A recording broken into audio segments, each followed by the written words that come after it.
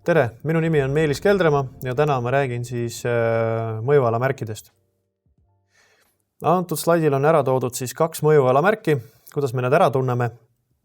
Valge piklik tahvel, millele on peale kirjutatud ala musta servaga ja siis antud tahvlile on siis märgitud, milline siis mõjuala antud piirkonnas siis kehtib. Antud juhul märk 381 kehtestab siis samaligiliste teede ristumisalad antud alal ja see tähendab siis ühtlasi ka paremagi reegliteks.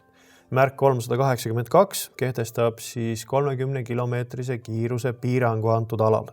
Sellel slaidil nüüd siis on märkide 383 puhul toodud ära siis peatumise parkimise keeluala ja märgi 384 puhul siis ainult parkimise keeluala ja lisaks on siis kehtestatud see parkimiskeeld kellaajaliselt hommiku 8 õhtu kuni kella 6.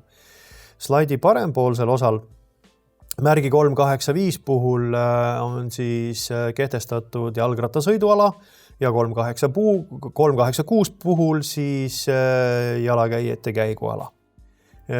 Järgnevalt on siis ära toodud meil 387 märgi puhul siis parkimise ala, siis 30 minutit on ka eraldi veel välja toodud ja 388 märgi puhul siis on nüüd juba kehtestatud antud alal 2 mõjuala, kiiruse piirang ja 30 km tunnis ja parkimise keelu siis ala.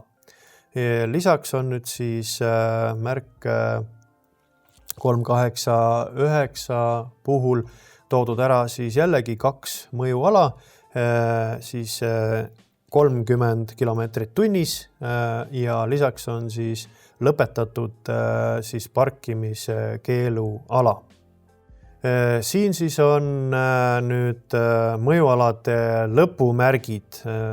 Ala lõpetab alati siis mõjuala lõpumärk. Siin slaidi peal siis näete, millised need siis lõpumärgid võivad välja näha. Et 391 siis lõpetab samaligiliste teede ristumisala, 392 lõpetab siis 30 kilomeetrise tunnikiiruse ala ja 393 siis peatumise parkimise keeluala, 394 siis parkimise keeluala antud kellaaegadel ja 395 siis jalgrattaga sõiduala, 396 jalakäiguala ja 397 siis lõpetab parkimise keeluala ja 398 siis kaksikala ehk siis nii 30 kilomeetrit tunnis kui ka parkimise keeluala siis lõpetatakse ära. Sellega loeme siis mõjuala märkide osa lõppenuks. Aitäh!